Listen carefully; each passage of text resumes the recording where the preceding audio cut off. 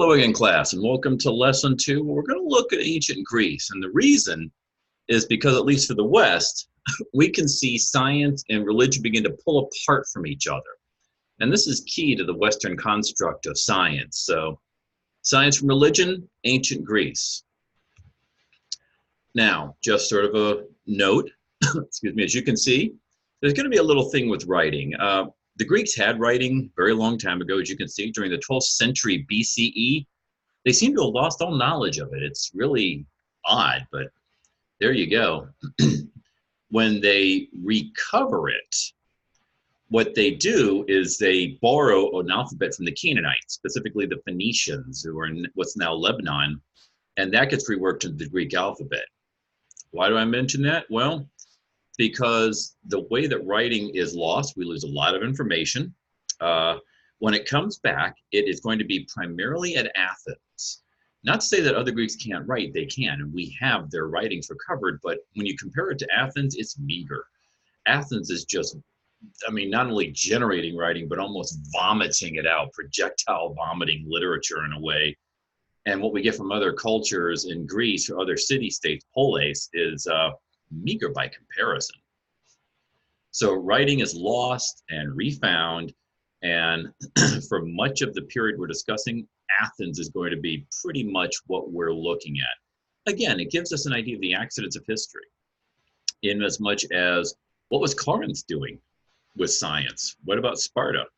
I can't really tell you. All right, so because it's Greece, it's worth mentioning that as soon as they get writing, what's the first thing they start doing? The Kalos inscriptions, called Beautiful from Kalos. Beautiful. It's basically men saying, my God, he's hot. I love his bod. Okay, first off, just get over the fact Greeks are bisexual. It's that type of culture. Greek men think Greek men are hot. Women are sort of misshapen men. Ick. You have sex with them to make kids. In fact, some things often seem to be wrong with a man if he thinks sex with women is better than sex with men.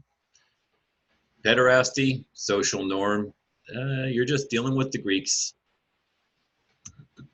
Now, again, just a note on Greece itself as we go forward. We call it classical Greece. We really mean classical Athens. Greek is not an international language till after Alexander III of Macedon, when he conquers his empire. So bear that in mind. A lot of what we're going to be discussing really is Athenian. After Alexander, after the really 4th century, then we're going to see a broader Greek world with ideas coming in from all over the place. So, earliest example of Greek literature and religion, the Iliad. Some of you may have read it in school or in college. If so, good for you. This, in a way, is the exemplar of Greek religion. This really tells you what is sort of expected in Greek culture. It's really a story, and the gods are part of it, of course. We have a war in Troy, so we know that, a 10-year war, but it only covers not even the last year. Our big hero is Achilles. In later Greek culture, you can see by the 5th century BCE, and this is over 600 years after the poem is first apparently put together in some early form, Greeks began using it as sort of a holy text. And I say sort of because it never becomes to them what the Bible is to Christians, but they do tend to use it to see what ethical conduct should be, how you should treat someone in a guest-host relationship, how the gods are going to act in certain situations. So Greek religion evolves sort of accidentally, sort of naturally from their literature and from what they've got around. Another important work some of you have read, the Odyssey, tale of the great veteran Odysseus, or Ulysses, that comes out through Latin. Takes him 10 years to get home, and he has all sorts of adventures. Again, this becomes really an incredibly important text in Greek culture, and to a great extent in Greek religion, because again, there's a lot of magic, a lot of religion in it, and you look to it to see kind of how things, how the gods act at times. One thing that we do get, particularly out of these two works, and out of Greek literature in general, is the concept of fatalism. Fatalism. Basically, your life has been dictated to you before you were born. You're stuck with it. There's nothing you can do. The gods, and in particular, actually some minor goddesses, to be honest, establish your fate and you're stuck with it. Really, even gods have fates and they can't get out of them. And it's possible that your fate is to suck. It is entirely possible that the gods have decided that your life is going to be a disaster and everything's going to go wrong and you're going to hate your own life. You're going to hate the day you're born and hate yourself. And everyone's going to get around and laugh at you and be glad when you're dead. And just get over it because that's how it's going to go. So fatalism is a big part of Greek religion, at least of indigenous Greek religion. Now, Athens has a lot of religious groups because Athens is a port city. It's a mercantile city. And so Greece, I should say Athens is trading with much of the world, non-Greek as well. So they're going to be awash in foreign ideas from all around the Mediterranean. Very early on in Greece, although we've mentioned a tiny bit about the religion, the fact is it's not really required. We do get periods in the Greek world where there's an expectation you're going to believe a certain way, although really it's more act a certain way vis-a-vis the gods. Belief is not something we're super concerned about. Occasionally we'll drag it out if we want to get you in trouble. Other than that, in ancient Athens, you can actually be an atheist and it's possible to get away with it. The Aegean Islands, this is easier to do. So skepticism shows up very early. Atheism is no. We have people who don't believe the myths who believe in the gods. On the other hand, you can see a state like Sparta is religiously conservative. There they expect you to believe in the tales of the gods as literally true.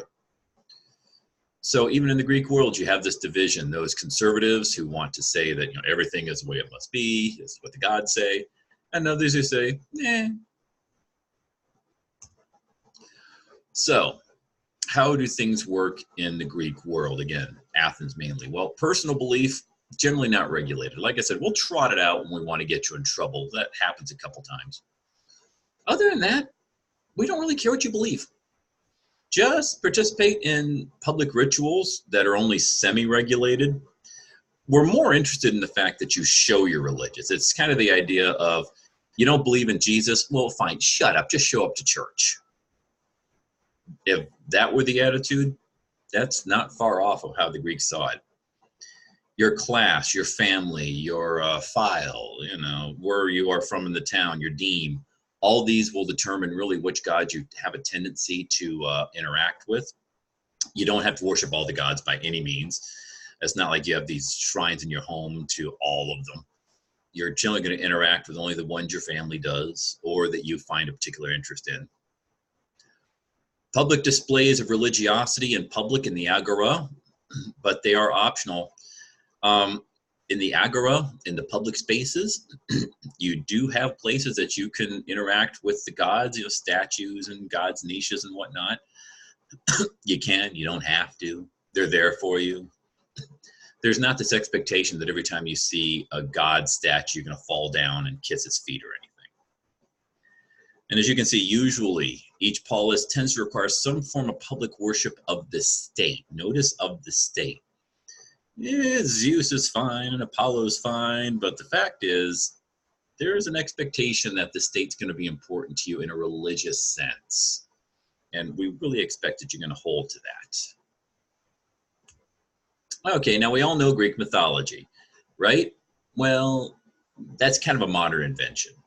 Greeks did not walk around with big books or big scrolls of myths under their arms. In fact, no one really collected those. Those are modern things. Those are modern collections that you're finding in the store telling you all the Greek myths. Greeks knew a lot of these stories for sure, but they're scattered all over the place. You find them in plays, you find them in religious texts, you find them in poems, you find them in songs. And let's be honest, the odds of everybody knowing all of that material is very slim. So the concept of Greek mythology is a modern one. It's not like everyone learns all the stories of the Greek gods. That's not how the Greeks work. We do have, of course, the Olympian gods, the 12 big ones. They tend to be borrowed from the Canaanites. Canaanites with a significant influx of material from the Hittites. We'll touch more of what that means, although it's not our major focus. Idea of living on a mountain. You can also thank the Canaanites for that. The idea that the gods live on Mount Olympus, you can see in Crete, the idea is Mount Ida. Well, there's Mount Zaphon among the Canaanites. Zaphon, which eventually becomes Zion among the Hebrews. The idea that the Hebrew God lives on a mountain to the north in the northern Canaanite lands. Yeah, it's in Ezekiel. Look it up. And of course, you know some of these gods, so I don't have to spend too much time on them. Zeus, Indo-European sky and storm god. Very good. Not really a god you worship on your own. You can see, though, this is the important part. Most myths borrow from the Babylonians and the Hittites. Zeus is an indigenous Greek god. He's an Indo-European god you find all over the place. Usually his name is some form of Zeus, Deus, Deos, something like that. But a lot of these stories about him are borrowed from the Canaanites and from the Hittites in Asia Minor. That's something else. The Greeks really get a lot of their ideas from the Mediterranean. Like I said, the Athenians are very much a trading people. A lot of these myths aren't Greek in origin. Here, or Hera as we like to call her. Second wife of Zeus. You can see the Mycenaeans believe his first wife was Dione. Yeah, you don't hear that too often. Well, most associated with marriage, but really motherhood's her big thing. And, the bottom shows you something else too. We tend to talk about the 12 Olympian gods like they're always important to everybody. Nah, they're only 12. There are other figures that you can be worshiping or you can be venerating. And not all the 12 are important all the time. As you can see, Here, by the classical period, she's kind of on the wane. Poseidon, earthquakes, storms at sea, the sea itself. Not a lot of stories about him. I have more elemental and chaotic. The fact is, Poseidon is more the power of the sea and the earthquakes. And if you're wondering how we get earthquakes in here, most of the earthquakes the Greeks are familiar with are happening offshore because of the way the faults work in the Eastern Mediterranean. So when Greeks think earthquake, they tend to think something that happens offshore that sends tsunamis against them. So Poseidon. Yeah, not a lot of tales about him. But he does have an oracle of the dead. So again, the mythology idea, very modern. Not every god gets a lot of myths attached to it. Pallas, war, wise counsel, wisdom. Creates science and theology. Ooh, we like her. She's, of course, Athena. And we think that what happens is that Athena is a title. She's Pallas Athene, or in modern Greek more Athene. Pallas of Athens, and we just take Athena. So she's considered the goddess who is in charge of civilization, of science, of sort of rational thinking, of technology. And as you can see in at least her warrior form, she seems to come from Babylon, she comes from Ishtar. Again, a lot of influences washing back and forth among the Greeks. Apollon, our friend Apollo, prophecy, plague, healing, and he eventually takes over the sun from Helios. And as you can see, we think it's a conflation. A Minoan, a Mycenaean, and a Hittite god. How? Well, this happens a lot in religion. Conflations of gods. You take different parts of different gods, put them together, get a new god. Sometimes with an old name, sometimes with a new name. You just get used to it in religious studies. Apollo used to be considered a foreign god who came in from Asia Minor. Now scholars think that there's at least indigenous Greek elements of him, but yeah, he borrows from a lot of other cultures. The prophecy is particularly interesting. So prophecy, plague. Not much into hunting, but arrows and stags are associated with them, perhaps indicating an older association, perhaps a Hittite one. And some of you have heard this, the Apollo oracle at Delphi, sacred site since 1400 BCE at least. You go here, a prophetess is ready. She can give you the prophecy from the god, and it's not going to be easy to understand. She is the Pythia. You can see the Pythia, and that is indeed the same word as python because we're talking a snake thing here. Murder requires blood atonement. Idea of expiation. Some pretty dark stuff coming out of the Pythia. Makes Apollo a god of morality. That's interesting. Very early in the Greek period, the Greeks start to consider morality as something to be looked at. And when you look at the stories of Zeus, you don't think morality is anywhere around. It's going to be associated with Apollo. Artemis. Again, you're familiar with a lot of these. One of the oldest gods worshipped by the Greeks. We think again that she's from, at least much of her comes from another area. Asia Minor, among the Lucians. Cruel and bloody sacrifices. Humans. Yeah, that's what we're looking for. These are not quite the nice, happy, white-robed people that you're used to hearing about, are they? Aphrodite, goddess of love, sex, procreation, basically generative force in nature. Seems to borrow, if not directly be influenced by the Babylonian Ishtar in her sexual nature. Ishtar was both sort of a goddess of war and of sex, although Ishtar's sex tended to be extramarital sex, sex with prostitutes, just a little bit of the kinky pervert sex. That was really Ishtar. Well, as you can see, Aphrodite, her cult tends to have Semitic elements. Well, what we have of her, as you can see, sister or daughter of Zeus. Yeah. We get a couple different accounts. The picture at the upper right, incidentally, is from something called the Ludovici throne, discovered in the 19th century. One of the only portrayals of a nude female in Greek art. And to be honest, it's controversial. Not for the nudity, but because it's one of the only portrayals, and specifically it seems to refer to Aphrodite's story. There's been some thinking since it was discovered that this could be a 19th century forgery, a 19th century hoax. Nothing like the Ludovici throne has ever been discovered. It's called a throne, but it really was tenemos. It really is a enclosure for a sacred space, like an area of the ground that lightning hits and you put up a little wall around it because it's sacred now. Nothing like this has ever been found. It's unusual in having a nude woman because Greeks love looking at naked men. Man, they love looking at the men. Man, nuts and berries turn them on. Naked women, a little disgusting. So the Ludovici throne, there's still some debate on whether this is genuine or not. But Aphrodite is genuine. She was around. Hermes, trickster figure, he's a psychopomp. Look at a psychopomp. This is someone who leads the dead to the underworld. Many religions have psychopomps, set ones that will take you from the land of the living to the land of the dead. Christianity, for example, has no set psychopomp. It could be Jesus taking you to heaven. It could be your mother. It could be your Uncle Charlie. It could be an angel.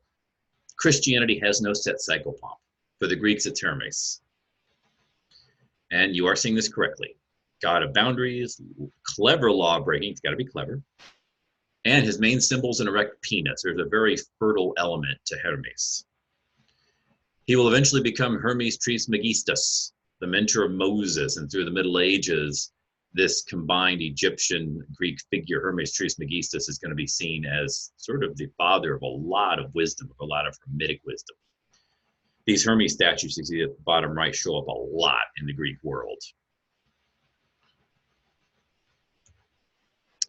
Demeter. You can see cereals, secondarily with the underworld. You probably heard the myth of her daughter Persephone being abducted, taken to the underworld. She has to stay there so many months a year. She gets to come back after so many months a year. When she's gone to the underworld, her mother mourns. That's why we have winter and no crops. But through this, we're going to get resurrection coming in. The idea of physically coming back from your own death. As you can see, she has elements of Hittite and Babylonian Sumerian goddesses of resurrection. Again, the Greeks are borrowing a lot of ideas. Dionysius. The fun one. Frenzies, madness, religious, erotic ecstasy, orgies, drinking, you got it.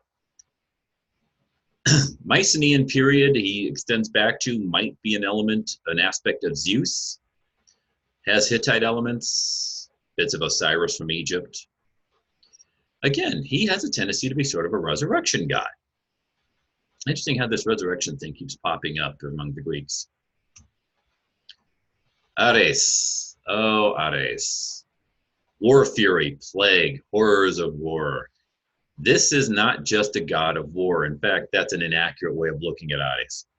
He loves killing. You're in the middle of battle. You got your spear. You're putting it through the other guy's neck. Oh, it's fun to see them. The blood draining out of their mouth. They life drains out of their eyes. They fall over like a corpse. You enjoy it. You take out a knife. You stab the next guy in the throat. You slit him across. Ooh, he has a nice big Joker smile across his neck. Oops, it's your best friend. Ah, screw it. You're just going to go on, keep killing it, and we'll figure out who's dead and who's friend and who's foe later. Ares loves this. The bloodier, the better. War, war, war. And of course, father of the Amazons, a terrifying group to the Greeks who believe that men are, well, real humans, women are livestock, basically. So the idea that there could be women who are stronger than men, smarter than men, and who enslave men and make them sex slaves terrifies the Greeks badly. This is like their idea of a horror movie. So Ares, of course, is their father. No one really worships Ares because, why would you? Well, so those are your Olympian gods, but those aren't the only ones you have to choose from by any means. The Eleusinian mysteries, which seem to come out of Persephone, her resurrection in the underworld. We don't have a lot of information, certainly not as much as we'd like, because it was secret. Here's what we can tell you. It seems women probably were in charge of this, and right away the Greeks don't trust it. It seems that young people, young men and young women are welcome in. Trances, possibly some sort of ecstatic, I hate to say spirit possession because we don't even have that much information, but we have references to trances at the very least. So it's a possibility. The problem is that our sources are totally hostile. We're getting this from older men who are not welcome in the mystery, so they're imagining what's going on. There's no doubt some accurate information in here, but it's getting mixed in, usually because it's older men, and you know what men think about. So the older men tend to imagine that they're just big orgies going on. Maybe, but honestly, I would call that unlikely. More because the men are so focused on this and they're so obsessed with sex that it makes it suspicious. But we do know that this is an option if you're a woman where the women have power. And right away, that's something men don't like in Greece, remember. We see skepticism coming in as well. We mentioned that before. Anaximander, humans arising from previous animal life. He's beginning to think, maybe man wasn't created directly by the gods in this form. Heraclitus, Ephesus, gods are self-contained. Basically, if you're a god, why would you be fascinated by humans? Why would you be watching their lives? I mean, do you sit around all day? Well, maybe a couple of you do, but for most of you, you sit around all day watching anthills? Do you care that the ants are doing ant things? No, you're off doing your own thing. And according to Heraclitus, that's exactly what the gods are doing. They don't care about you. You're an ant. You're lower than an ant. They're off doing god things and having fun. So gods are real, but they probably don't care about you one bit. Greek science. Well, this comes out about the same time. And as you can see, again, heavily influenced by the East. Egypt, Babylon. Babylonian astronomy, Egyptian mathematics in particular, but there are other things as well coming from those cultures. And this is going to wash into the Greeks. So add that to the skepticism that's already showing itself in Greece, and you're going to start to see a lot of differentiation between belief and fact, between science and religion. Now, one thing about Greek science, it has to be practical. Greeks don't have a use for knowledge's sake. If you're just doing research because you love doing research, you're wasting everybody's time. What's the point of it? In a way, kind of like modern America. You want to go to the National Endowment for the Humanities and get a grant, you're going to have to justify the grant because people want to know why they should waste their money on you. That's very Greek. What's the point? What am I going to get out of this? Otherwise, I don't see the point. Now, to get to some of the major thinkers that we want to look at. Pythagoras. Some of you know him from math. Remember the Pythagorean theorem? A squared plus b squared equals c squared, that lovely thing. May have gotten some of his ideas in Egypt, particularly the Pythagorean theorem, because Egyptians had already figured that stuff out long before. But out of him, we get this mystical school. He takes math, he takes sort of a three-dimensional geometry, and starts to propose all sorts of metaphysical meanings to it. So, cosmos works according to rational principles, but that proves that gods exist. Square root of 2 is irrational. This is something he can't stand. His followers in particular don't know what to do with the square root of 2 because all numbers have to be rational. To us, that sounds just absurd, but yeah, the fact that the square root of 2 is irrational, we have descriptions that they tried to hide this. It was a secret only to be known to the select few. And if you learned it, you were usually tied up, put in a boat, rowed out to sea, and dumped, tied up in the sea so you could drown. Did that ever happen? I don't know. The 6 perfect solids, the upper right. Everything in the universe made of the 6 perfect solids. Why? This is definitely a mixture of what we call science and religion. It's pulling them apart is difficult. Thales predicts a solar eclipse, works in geometry. And here's a big thing. All physical phenomena due to rational processes. The gods aren't silting up the river. The water's doing it. Okay? You're not getting canyons carved out because the gods took their holy finger and went screech. Again, water did it. So he comes up with the idea that water is your dominant agent, the first thing that sets the cosmos into motion. We're beginning to see people saying, okay, wait a minute. We can explain things naturalistically. We don't need to invoke gods for everything. Heraclitus. Again, God self-contained, but the cosmos is rationally organized. So according to him, you can understand the cosmos. It's something you can definitely do.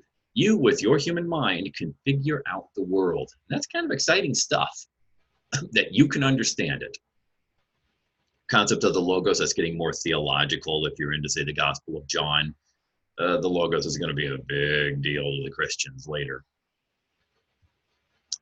Democritus of Abdera, little island out in the Aegean. All matter made of atomoi, uncut things. So the atomoi, singular atomos, we get our word atoms from. In fact, we directly borrowed it from him when atoms were more or less confirmed. Well, he says that these atoms are constantly moving. Nothing's ever the same for long. Therefore, that explains change. And some of you, I'm sure, are aware, human bodies, not like your cells stay the same all the time. I don't know what the current thinking is. I remember learning many years ago that it was estimated, and this is back in the late 20th century, we had dinosaurs, that the cells in your body renew themselves every 7 years. So roughly every 7 years, not one cell in your body is the same as 7 years earlier. Which, when you think about it, has some interesting theological implications. So change is constant. The world's a mechanism. Again, mechanical processes. He kind of holds with Thales in that respect. He says there's no need for gods. He doesn't say the gods don't exist. He just says they have nothing to do. There's no point to them. They can, again, be off doing God things. Eudoxus mostly works in mathematics, uses math to posit planets to orbit the Earth. Now, he says perfectly spherical orbits. Okay, you got to start somewhere. So, the planets orbit the Earth in perfectly spherical orbits. That is not something that was really thought of beforehand. I mean, you want to know where these wanderers are coming from. He says, nope, they're all going around. Okay, so he's not exactly right. But he's starting toward the road to understanding the mechanics of orbits. He's starting toward modern astronomy and astrophysics. So give him some credit. That's why I have at the bottom. You got to remember the planets he knew of were not all of them. Mercury, Venus, Mars, Jupiter, Saturn. The moon was considered a planet as well. And depending who you ask, the sun would be thrown in there. Herodotus, why do we care about him? He's considered the father of history.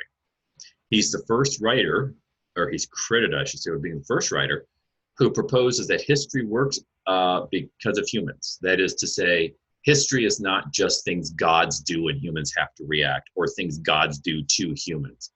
History is different cultures coming together. They may have cultural misunderstandings, leads to war, conflict, perhaps some sort of synthesis where they can become new cultures.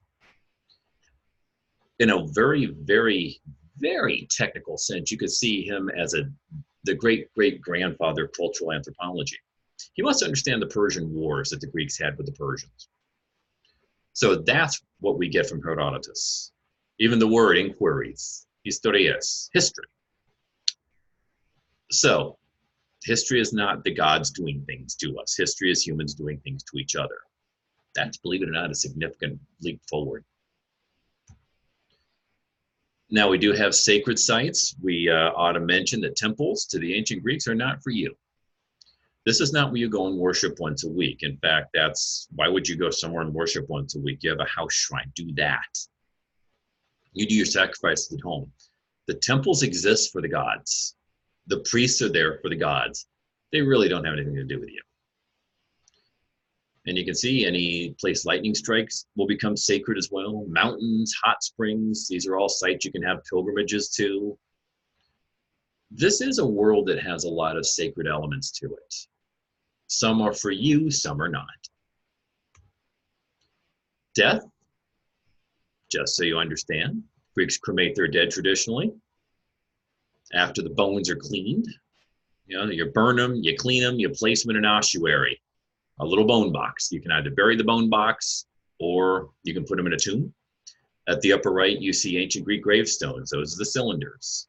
The bottom is usually thought to be the bone box of King Philip II of Macedon. There's still a tiny bit of dispute, but mostly I think opinions fallen on Philip.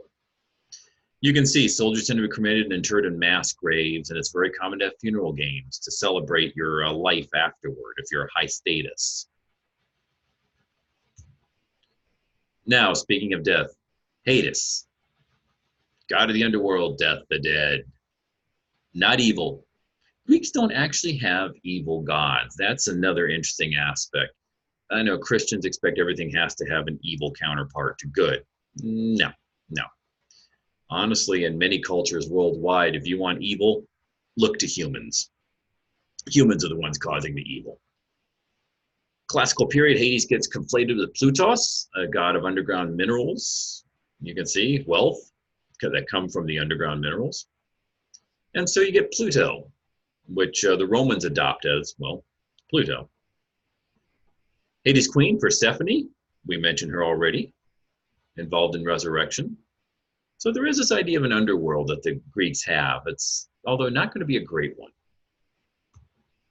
So what do the Greeks have to tell us about an afterlife or anything? Well, first off, they have this concept of a duality, the psyche and the sarx, the soul and the body. And they are sort of at odds, I guess, in a little bit of a way. You have a soul and a body. The body tends to be a tool of the soul. When you die, your soul goes away, your body is just left, and what's the difference? So, what's the afterlife like? You can see, it sucks.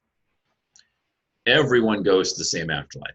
Good, evil, happy, sad, suicides, natural deaths, war heroes, bam. You all go to the same place. It sucks for everybody.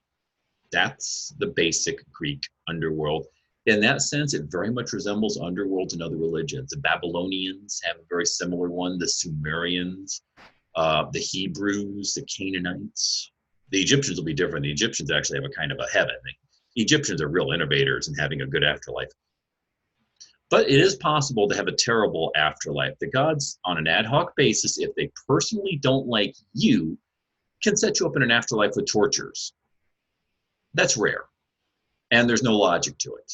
You don't have to be evil enough to own it. The soul is an interesting concept, and we're actually going to see this a little bit in the course here and there because the concept of the soul differs across cultures. And it kind of gets important to some of the stuff we're talking about. Christianity mostly uses the Greek construct of the soul, with tweaks, of course. But the Greek idea evolves over centuries. You can see this. You can see across the 5th century, or the 8th, 5th, 4th centuries, right? Now, the suche initially is much of the breath, the breathing that you're doing, because, I mean, the Greeks aren't stupid. They can see when you don't breathe anymore, you're not alive. So many cultures understand that somehow breath is connected to life. And so the concept of the soul or spirit often is connected with breathing. You can see by the 8th century BCE, the intellectual soul survives death, the personality of the person, if you will. But when you go to the underworld, your personality is pretty much erased. And that's very common in the underworld, again, of many cultures. Once you're there, you're really not yourself anymore. By the 5th century, the soul can transmigrate. We get the idea that the soul can be reborn up to 3 times in some of the literatures, actually out of poetry, to be perfectly honest.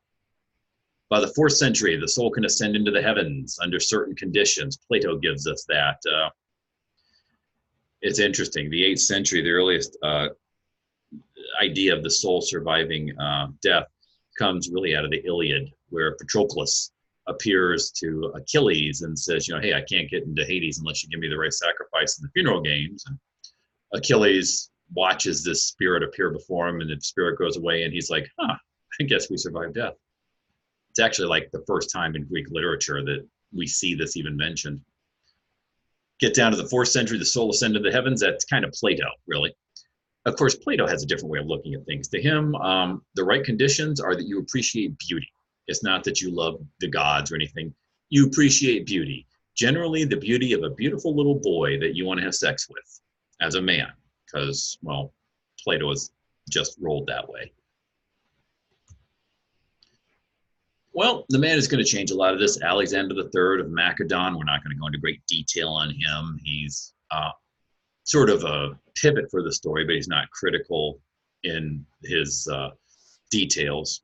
Takes the throne, conquers the Persian Empire, the Achaemenid Persian Empire, has himself crowned king of Egypt as Pharaoh Alexander. He's crowned King Alexander I of Persia.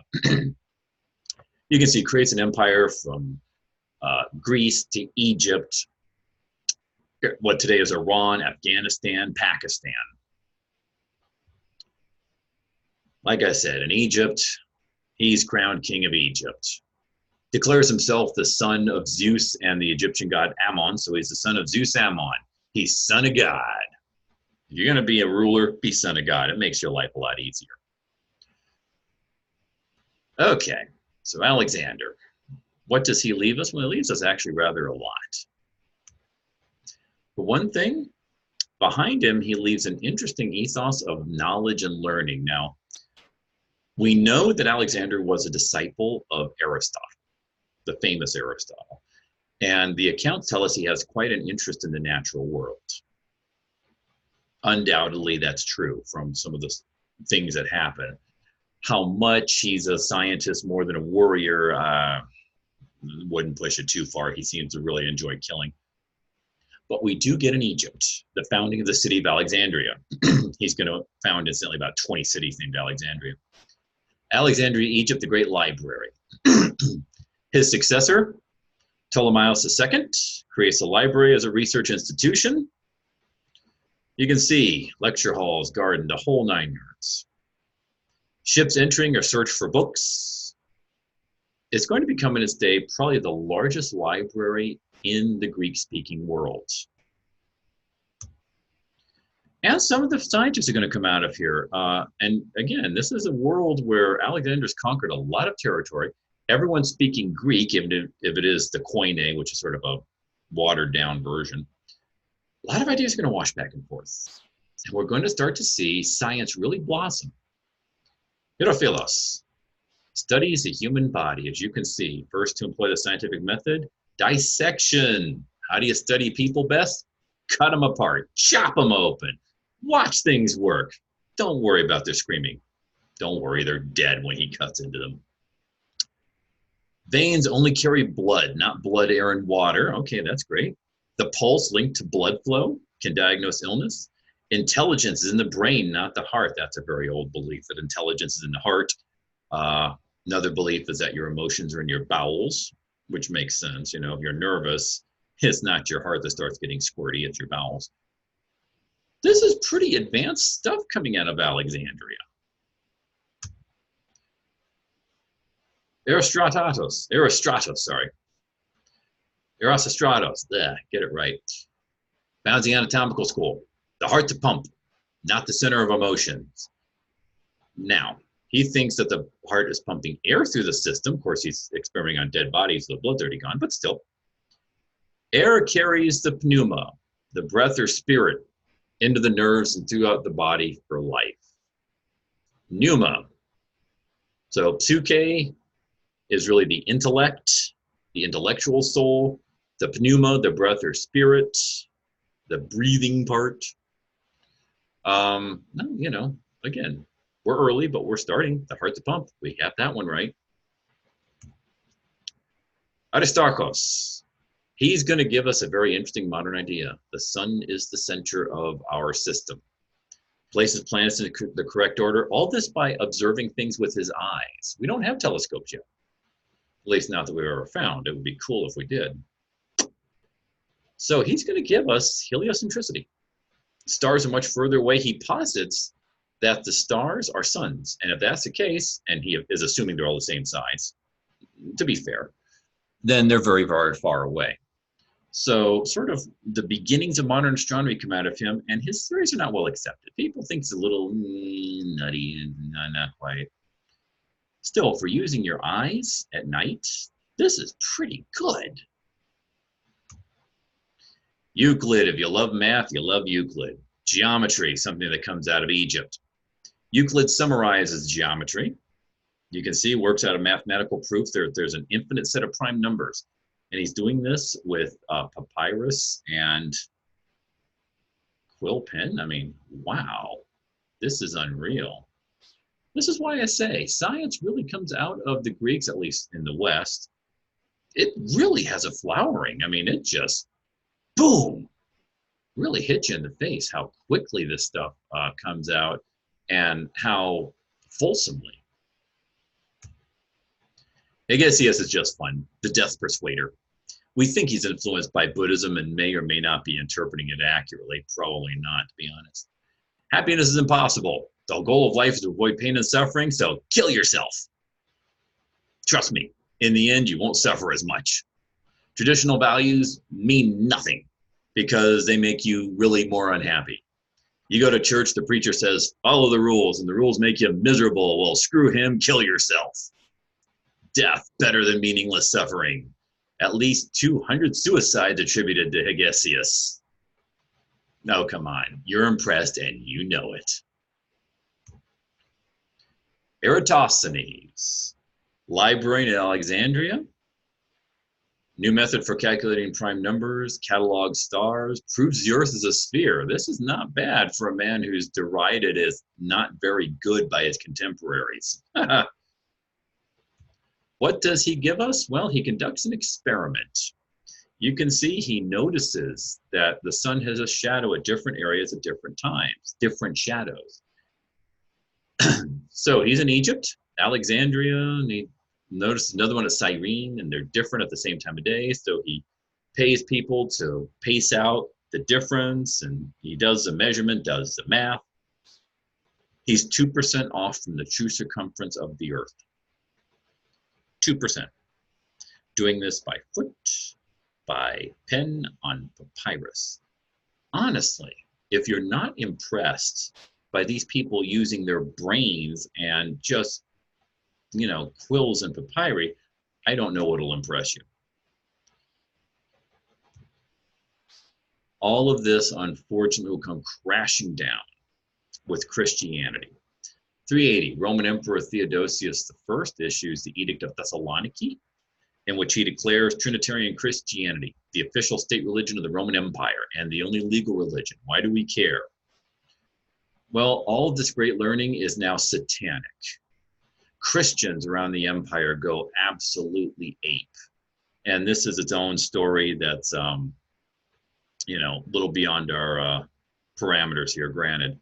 But it's worth asking, why is it all this Greek knowledge didn't stick around? Why is it we had to relearn this stuff? I hate to say it, but it's Christianity.